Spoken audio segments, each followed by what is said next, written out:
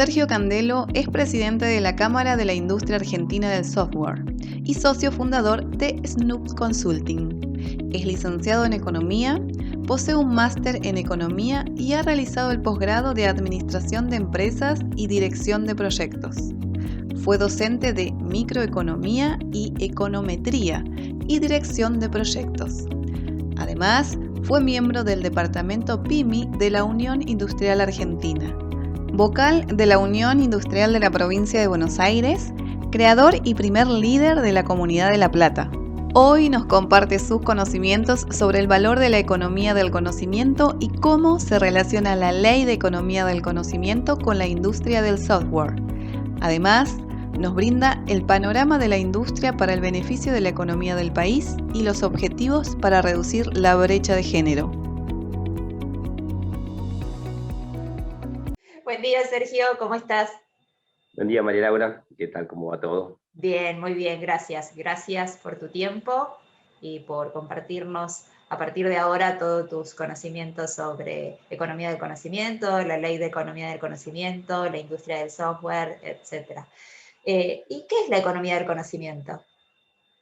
La economía del conocimiento es algo muy interesante que le está pasando a la humanidad, porque justamente usar los cerebros, que hay un montón, hay 7.000 millones de personas en el mundo, y que si podemos usar la mayor cantidad y volcarlo a hacer actividades que tengan que ver con la capacidad de crear desde el uso de la mente, es algo que realmente creo que nos pone una idea del futuro del trabajo. A veces tenemos dudas para dónde va a ir y demás. Este punto en particular nos da un aliciente de que es muy probable que podamos seguir teniendo actividades en donde dedicarnos en el futuro. La verdad que es algo muy bueno. Un detallecito más es toda la industria que se genera a partir de usar el cerebro, ¿no? Cerebro, absolutamente. ¿Y cómo se relaciona la ley de economía del conocimiento con la industria del software? Ahí un tema que tal vez no sé cuántos conozcan o no de esta situación, el software tuvo su ley de promoción, la primera en el 2004, y tuvo 2 extensiones más que llegaron hasta el 2019. Hacia fines de esa promoción, o sea, 2018, 19 por ahí, se empezó a pensar no solo en el software, sino ampliarlo, y ahí se agregaron más sectores. Como para que tengamos referencia, en el año 2004 el software empleaba 20.000 personas y exportaba menos de 150 millones de dólares. Y cuando llegaba el 2019 estábamos en el orden de más de 100.000 personas empleando y ya rondando los 2.000 millones de dólares de exportaciones. Entonces, viendo esa historia, se pensó claramente decir, a ver, si esto fue tan exitoso, podríamos sumar otras actividades que también usan el conocimiento como para impulsarlas. Absolutamente. Y en este sentido, la industria del software, digamos, viene a ser ejemplo de lo que implica el proceso de crecimiento de una región a nivel producción en cuanto a economía del conocimiento. Sí, claro, es así. Los distintos sectores que fueron apareciendo y se fueron pensando fue una decisión que excede a nuestro grupo, que es el software en particular. Claro. Lo que nosotros pudimos es aportar un montón de vivencias y experiencias de lo que es de estar en una promoción y ahora pasar a la otra. Claro, exacto. Y esta ley, la nueva ley, considerada nueva ley de economía del conocimiento, ¿qué particularidades tiene en relación, o sea, qué avances tiene en relación a la anterior? En líneas generales no hay una gran diferencia porque, bueno, tuvo este intento fallido que en el 2019 la que estaba aprobada en el 2019 no pudo seguir por el tema de la ley de emergencia económica y solidaridad. Entonces se tuvo que volver a plantear, y en ese replanteo casi que se volvió a hacer algo muy parecido a lo que ya teníamos antes. Entonces, en lo que es nuestro sector, sigue siendo parecido a nivel de lo que serían los beneficios y las obligaciones. Esto es muy importante, que es una promoción y no es un subsidio. Claro. Entonces, promoción quiere decir que uno accede a tener ciertos beneficios, pero comprometiéndose a llevar adelante otras actividades. Y en el caso de la Ley de Economía del Conocimiento y lo que fuera el software en particular, era dedicarse a hacer investigación y desarrollo exportaciones y certificación de calidad. Y como contraprestación de eso hay un descuento en las cargas patronales. Y por consiguiente necesitas un descuento en la alícuota de ganancias para que ese beneficio de las cargas no se vaya en el impuesto a las ganancias. Entonces tienes esa doble compensación. Absolutamente. ¿Y la Argentina en relación al mundo, cómo se encuentra en cuanto a economía del conocimiento y el posicionamiento que tiene en cuanto a industria del software? Ahí el tema es qué potencialidad podríamos llegar a tener, parece. Hoy es lo que hay, y en general nosotros trabajamos muchísimo durante todos estos años en un tema de evangelización, de que haya más gente que se anime a trabajar, más mujeres también, por ejemplo. Es raro todo esto de las mujeres, porque cuando empezaron las primeras carreras de computación, que era calculista científico, a fines de los 60, en general era una carrera de mujeres.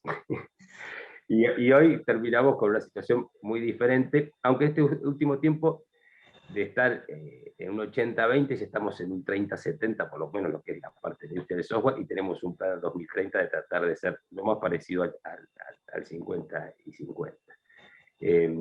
Así que Argentina lo que necesita es tener más gente que se dedique. Esto tiene una demanda mundial, con lo cual cuanta más materia prima, por decirlo así, más personas estén capacitadas para trabajar en esta industria, creo que va a poder ser demandada. Hoy estamos en 100.000, nuestro plan es que haya 500.000 empleos en el 2030, pero podría ser 2, 3, 5 millones. O sea, no es que hay un límite en la demanda o en la posibilidad de empresas que se instalen en Argentina para hacer desarrollo de la industria del software. El tema es que haya capacidad de recursos, que es algo que nosotros venimos viendo desde hace muchísimos años, y siempre en el tamaño que estamos, la merma anda en alrededor de 5.000 y 10.000 puestos sin cubrir. Pero esto es porque, como hay puestos sin cubrir, menos empresas se instalan. Claro, exactamente. Y ese más, vendrían muchísimas más empresas. Entonces, no hay una limitante en esa línea. Realmente es apasionante porque tenés un sector, en el software en particular, que tiene una muy buena remuneración porque está por encima de la canasta básica, el nivel mínimo de ingreso. Entonces, podés sacar hasta la gente de la pobreza, de la exclusión, es federal, se puede trabajar remoto, o sea, tiene un montón de beneficios, y lo único que necesitamos es que la gente, cuando estudie más de esto. Claro. Y como te contaba, durante mucho tiempo fuimos como evangelizando, pero en el 2020 creo que hubo un clic, tal vez fue el punto de inflexión, y ahí encontramos que a partir de un par de cursos que se diseñaron en la Cámara, yo programa en particular, y que el Ministerio de Desarrollo Productivo lo tomó y lo difundió hacia fines del año pasado, hubo una inscripción de 150.000 personas a ese curso. Entonces decís, guarda, antes teníamos que ver quién se sumaba, ahora me parece que esto ya ha cambiado, y hay un clic, y lo veo también en las familias, en los amigos, ya se habla muchísimo más en serio de trabajar de programador, de dedicarte a la industria del software, que vas a tener muchísimas más chances que de otras actividades. Y también un montón de personas que empiezan a rotar de profesiones. Vos pensás que hoy, con las posibilidades de capacitación que existen y en tantas tecnologías, una cosa es ser científico y hacer una carrera universitaria y después posgrado y demás, pero para aprender ciertas cuestiones mínimas, tal vez con algunos cursos o este mismo de Yo Programo, ya te dejan en posibilidades de estar trabajando. Claro. Entonces, qué sé yo, tal vez sos cajero de supermercado, pero a la noche haces el curso de 2 horitas todos los días, y al cabo de 6 meses, un año, podés tener una empleabilidad totalmente distinta en ese momento, y además una proyección que puede ser realmente diferente. Claro, y estaba pensando en esta transformación cultural, o sea, de todos estos viejos considerados las profesiones previas, abogados, médicos, etcétera, versus esta actual profesión o la profesión del futuro, que es gente que se dedique más a la industria del software. ¿Qué importancia tiene en cuanto a la educación, en cuanto a la comunicación, seguir como instalando los valores que implica qué tipo de profesionales queremos para este futuro? Que gente que se dedique a la industria del software también contemple en la programación, etcétera, mejoras para la sociedad, para la cual está trabajando, creando, diseñando, etcétera. Tanto para nuestro país como para aquellos que trabajan para otros países, ¿no? Pensando también en la internacionalización o la ruptura de fronteras a partir del teletrabajo y de esta profesión que es característica de aquel que puede trabajar en cualquier lugar recóndito del mundo para cualquier otro lugar desde donde trabaja, ¿no? Entonces me parecía importante también ver qué importancia tiene la educación, la cultura y los valores, pensando en que estas profesiones, podemos aprovechar para instalar estos valores también, ¿no? Mira, justo vos mencionaste las profesiones que más inscriptos tienen en Argentina todavía. O sea, Sí. de 100.000 que se reciben, 60.000 están en ese orden, y de lo que sería más ingenieros o licenciados en temas de sistemas está en el orden del 5%. Sí. Que veo una matriz que viene también de la historia. ¿Por qué uno estudia tal carrera? Otra, bueno, en la familia, lo que te dicen es mejor. Y muchas veces se termina yendo como a lo seguro, suponiendo que lo seguro sería una de estas carreras tradicionales. Y a veces hay una cantidad de recibidos en ciertas profesiones que tal vez no tengan lógica con lo que necesita el país. Claro. Ahí es un tema más complejo, que es cómo definir políticas públicas o cómo ayudar a todos los chicos que están terminando la secundaria, de guiarlos donde hay mayor demanda de trabajo. No es tan simple, porque aparte nosotros vivimos en una sociedad que respeta las libertades individuales. Entonces, ¿a qué profesión dedicarse? ¿Qué estudiar? Está en el ámbito de cada uno. Lo importante es mostrar las posibilidades que hay y también que se conozca. Como es algo nuevo, mucha gente no entiende qué sería dedicarse a programar. O lo ve muy para nerds, o lo ve muy matemático.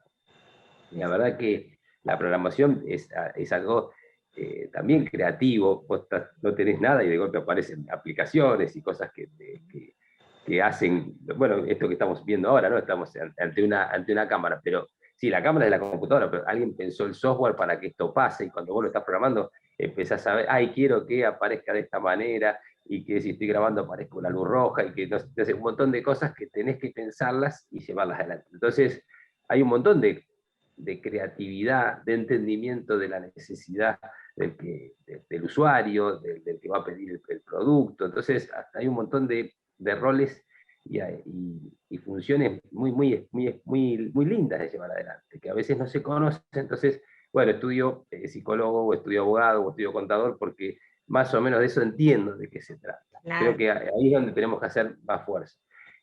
Como ahora se usa muchísimo más la tecnología, esto también está cambiando. Entonces ya las nuevas generaciones vienen con otra idea de por dónde pensar el futuro. Claro, es mucho más, a priori es mucho más sencillo poder motivarlos para que ingresen a este tipo de carreras.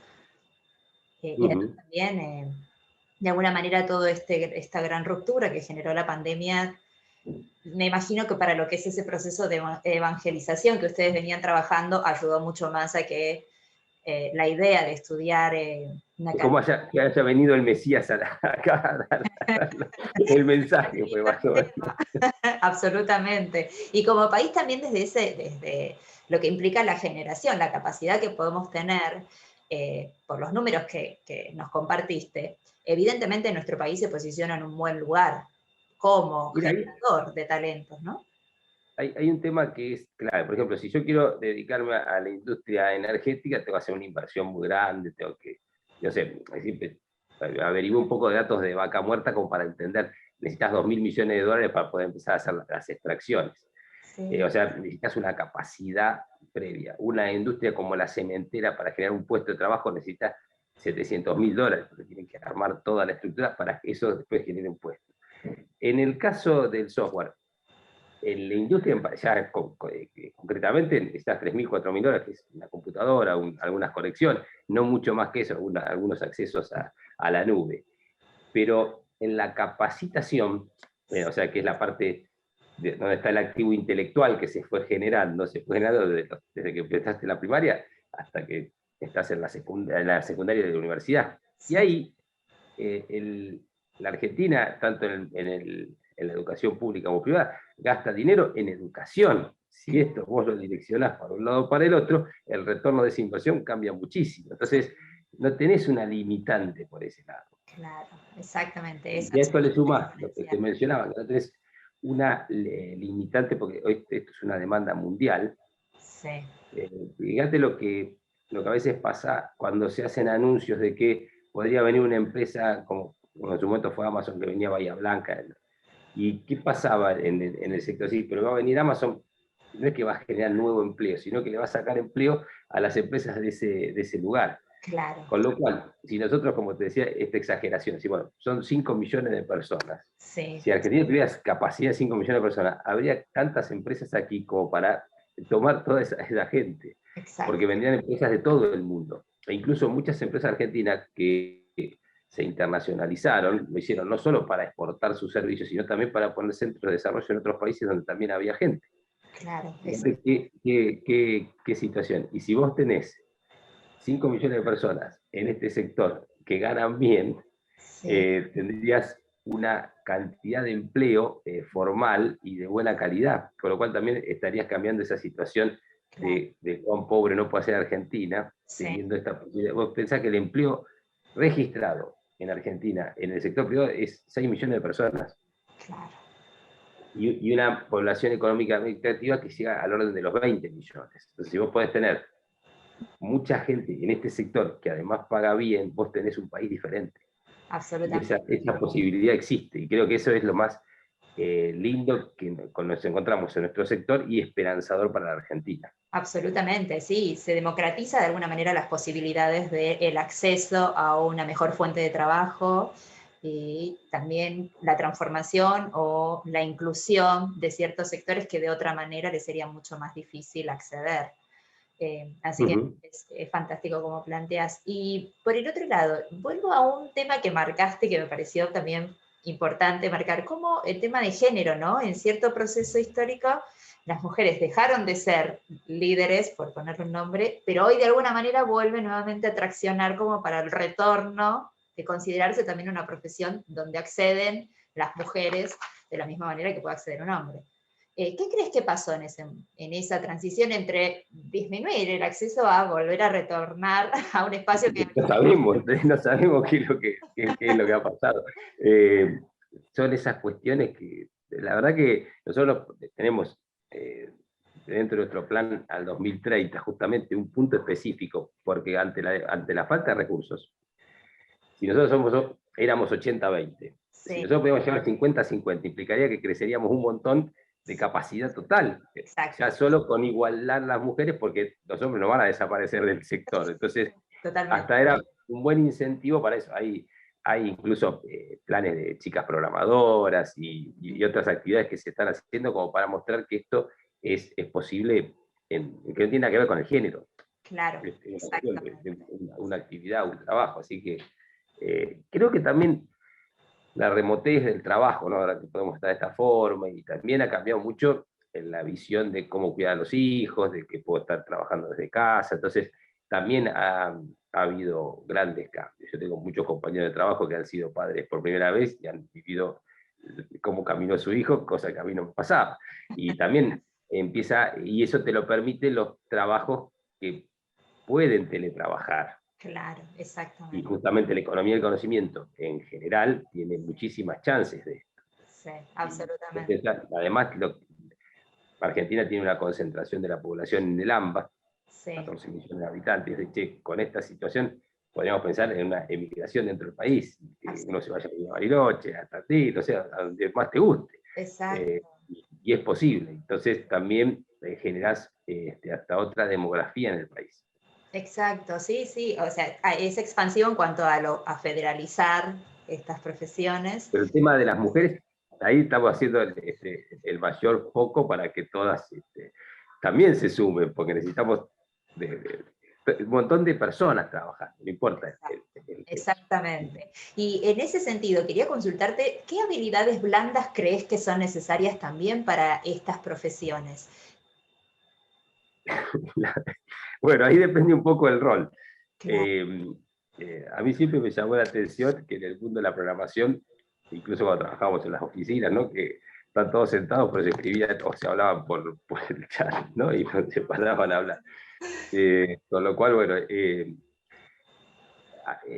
todas estas aplicaciones nuevas necesitan mucho de entendimiento de lo que se llama la experiencia de usuario, el UX, ¿no? O el CX. A partir de ahí empieza a haber un montón de de profesiones que necesitan sí o sí hablar con las personas, entender qué es lo que quieren. Entonces, hay una posibilidad también de skills que no sean de programación, que son necesarios para poder construir un software que realmente sea utilizado. Claro. Y este es el punto. Así que ahí hay un mix, y muchos de las startups que terminaron siendo famosas o que hacen alguna aplicación y lo llevan adelante, a veces son equipos multidisciplinarios, incluso, fíjate, una profesión como la filosofía, que tal vez fue la primera de todas las que existieron, hoy es clave porque la tecnología tiene muchas cuestiones de ética. Claro, exacto. Por ejemplo, el auto que sea autónomo, Sí. para que funcione bien, nos falta que haya una red 5G. Sin una red 5G no puede haber un auto autónomo. Pero una vez que está el auto autónomo, Sí. todo se programa. Claro. Y elegir si el que maneja ante una posibilidad de accidente lleve por delante a otra persona que esté parado, o se tire de un barranco y se muere el que está manejando el auto, es una cosa que hay que programarla antes. Sí. Vos hoy vas manejando y haces lo que te sale, y es en ese momento que tomas la decisión. Exacto. En cambio, cuando tenés toda esta cuestión autónoma, vos vas a empezar a tener que planificarlo, escribirlo en el software que querés que pase. Claro. Y ahí tenés problemas éticos. Exactamente. Que no tienen que ver con temas legales. Y entonces, de golpe, los filósofos empiezan a ser importantes porque Sí. nos hacen pensar hacia dónde queremos ir, qué sociedad queremos ser. Y aparece, o sea, te aparece un montón de profesiones que tal vez no las tenías tan en cuenta, o si no, tenés que ser ingeniero, tenés que saber matemáticas. No, mirá que hay un montón de áreas que también tenemos que llevar adelante. Es un tema apasionante todo lo que viene. Y aparte también sí. esto, ¿no? De qué tipo de sociedad, qué tipo de modelo de sociedad y de cara al futuro queremos tener. Me parece fundamental. Era parte también de lo que quería preguntarte, que es una oportunidad en esa evangelización, marcar estas cuestiones éticas a estos jóvenes o a estas personas que se sumen a estas profesiones del futuro. Que hay un modelo mental, social, cultural, de lo que queremos ser, qué tipo de decisiones queremos tomar, porque de alguna manera habla de nosotros eso, ¿no? Cuando se programa, estamos hablando de esos códigos internos, valores, ética que tenemos, que queremos trascender. Me parece una oportunidad histórica este tema, y seguir instando. Hay una discusión más, si querés, más esotérica, ¿no? Pero es el tema de si realmente toda esta tecnología puede empezar a funcionar de esa manera y realmente producir tantos bienes y servicios, el trabajo como tal puede no entenderse tan así. Entonces, tal vez tengamos que tener como sociedad la discusión si el trabajo es el sentido de la vida de las personas o podría ser otro. Y que las máquinas y los robots nos alimenten en un futuro. Y ahí, cuando yo a veces planteo estos temas, mucha gente dice, pero ¿y qué hago sin trabajar? O sea, porque aparte el trabajo dignifica. Son frases que nosotros tenemos ya incorporadas. Entonces, te hace un choque en la cabeza todas estas situaciones. Y se lo permite la tecnología. Este es el punto. La tecnología te da todas estas posibilidades, claramente es cómo la use la humanidad para que tenga un sentido u otro. Absolutamente, absolutamente. Estamos tomando decisiones en cada momento, en este momento de transformación vertiginosa también, en que somos protagonistas de alguna manera de este suceso de cara a este futuro, ¿no? Así que es brillante. Sergio, y la última pregunta, ¿qué valores de la CESI te gustaría que se expanda en este contexto? Lo que más logramos en la Cámara, tenemos distintas cuestiones. Nosotros somos un montón de empresarios que en muchos casos competimos por el cliente, y la verdad hemos logrado en todos estos años una unidad, un entendimiento de que en conjunto podemos lograr otras cosas que creo que es realmente muy, muy interesante demostrar, y nos ha pasado cuando hablamos con otras cámaras y demás de otras industrias que ven en el software esta unión entre competidores, decimos, porque cooperamos y competimos, pero realmente es muy, muy interesante esa cuestión. La otra cosa que vemos de la Cámara es que somos dadores de buenas noticias, porque como necesitamos gente que trabaje, buscamos más empleabilidad y demás, eso también es algo que en nuestro sector, por suerte, las charlas son siempre cómo hacemos más para una Argentina distinta. Y seriamente en el último tiempo cuando ya empezamos a tener un volumen más interesante de exportaciones, de empleo, o sea, hoy estamos en 120.000 empleos, cuando vos mirás toda la industria en Argentina tiene 1.100.000 empleos. Y nosotros queremos ser 500.000 en 2030, y la limitante está en la gente, si no seríamos más. O sea, fíjate, ya somos un sector que no es, los chicos que programan un poquito, no, empieza a tener otro peso dentro de la economía argentina. Entonces, creo que también, como dirigente de este sector, tenemos que tener ese compromiso y ese entendimiento que esto va en serio, y que puede ser una salida diferente para Argentina que no teníamos pensado hace 30 años atrás. Absolutamente. Y realmente volver a tener esa Argentina de clase media acomodada, con buen nivel de educación, puede ser posible de aquí a 20 años. Una gran noticia. Sergio, mira, y la verdad clarísimo, te agradezco muchísimo, me encantaría que volvamos a reunirnos en otro momento, porque es un tema apasionante, o para que nos cuentes todos estos avances, porque comparto en que es una gran oportunidad, y con personas como vos, tan convincentes, tan preparadas y tan comprometidas con este rol, con este objetivo, me parece que todos tenemos que sumar nuestra parte. Esto que decías de la interdisciplinaridad, comparto 100% con eso, y bueno, contá con este espacio para que siempre que quieras comunicar algo, expandir esas buenas noticias y evangelizar. Me sumo al proyecto. Bueno, muchísimas gracias, Mariana. Desde ya, nosotros, en donde podamos, queremos avisar, porque lo importante es que cuanto más personas sepan de esto, no importa la edad, esto es la clave. No es que, si yo ya no terminé la secundaria, no lo hice, me perdí el tren. No. Esto es en cualquier momento, incluso, fíjate que hasta podría ser, me empiezo a jubilar y de qué me dedico. Bueno, me puedo dedicar 3, 4 horas a programar desde casa, haciendo algunas cosas, y lo bueno es que la neurociencia descubrió que el cerebro no es que se atrofia con la edad, simplemente es que a uno le cuesta mucho más tener ganas de aprender. Es muy diferente, pero si te propones, podés hacerlo y llevar las cosas adelante. Así que esto es para toda la gente que vive en nuestro país. Y tenemos ese encantó. Muchísimas gracias, Mariana, por la oportunidad. Gracias a vos, Sergio, y bueno, nos estamos hablando, te mando un fuerte abrazo y gracias por todo. Muy bien, hasta luego. Gracias. Muchas gracias, Sergio Candelo, por compartirnos tus aportes sobre la economía del conocimiento en la industria del software y por destacar la importancia de continuar con la generación de capacidades y valores de cara al futuro conjunto y equitativo en el país.